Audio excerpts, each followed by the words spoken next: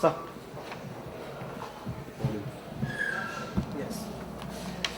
so how this report you think this finding will help empowering the economy, empowering the country? First of all, this report is based on gleaning best practices. And the good part about it is that it's trying to find the best way to do some to find a solution to issues of whether it's power or it's infrastructure or it's land acquisition. So it's actually addressing all these issues in a positive manner.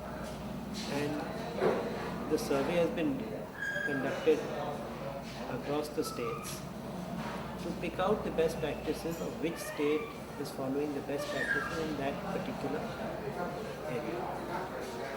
Say, for example, Rajasthan has, computerized its land records, and it makes it easier for land transactions to happen. Now, can that practice be emulated by the other states? So, what we intend to do from FICCI is to carry that message from one state to another, to get other states to also, work in the same manner in which the best practices. What is the strategy, sir, for this? What is the strategy? How you will ask the states, or how you will enforce uh, the states, or how you will persuade? Persuade is the right word, because at the end of the day we can't enforce anything. We can't force. We can only persuade, and we can only play a catalytic role. My personal program is to visit 15 states.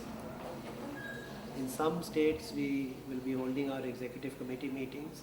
We will be interacting with the chief minister. But in my personal visits, I intend to interact with chief minister, with industries minister, with the bureaucracy, and make presentations on these best practices to sensitize them and to educate them on what is being done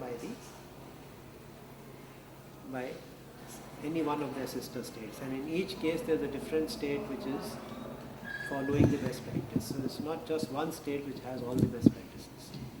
So, how do you take it? What is the path of the reform the state should take? There should be a cumulative paper for all the states. Or what is the path of reform you think all states should take? I think there will be a broad paper. The broad paper will have all the best practices.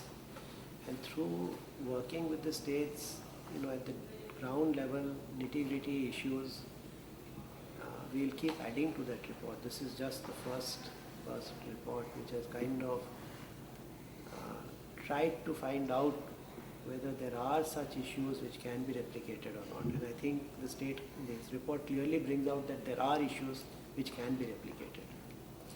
So when we are seeing the GST like common thing is not able to get the position of a consensus, how do you feel that these practices about which this report is talking will replicated by other states, because all political parties have different senses, different views on the same thing?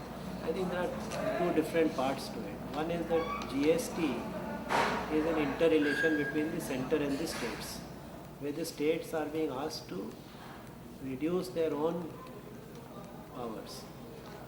Whereas the reforms we are talking about are reforms which are required at the state level, where the state does not have to give up any of its powers.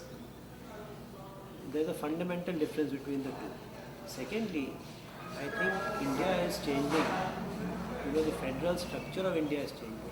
Because it used to be that the party which was ruling in the center was also ruling in the states. Today, we virtually have parties which are only at the state level. And states are vying with each other for investments.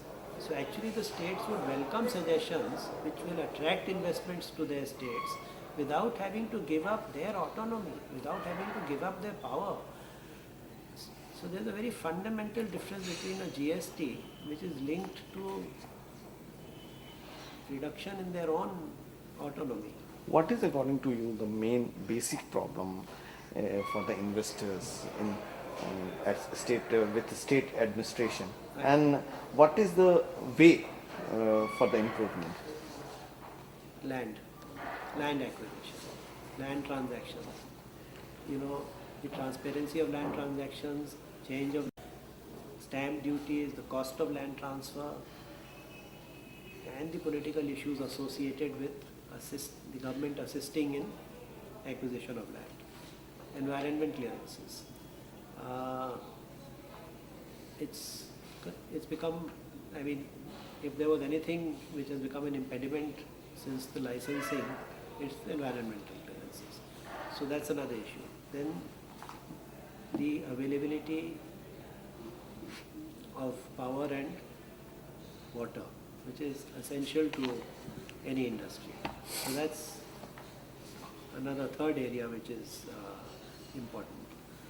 Fourth is, you know, when I talked about stamp duty, it's actually part of the taxation system. So there are local taxes. In some states there are turnover tax, there are mandi tax, there's electricity duty. Let me give you an example. For example, electricity duty in a state like Gujarat is more than 1 rupee per unit. And in a state like UP, it's a few paisa per unit. Now, electricity duty is actually a form of taxation which does not get neutralized in any form. So, it's a disincentive to invest. So, similar things like this. How do you feel this report, the finding of the report, will help to empower India? You know, this terminology of empower India,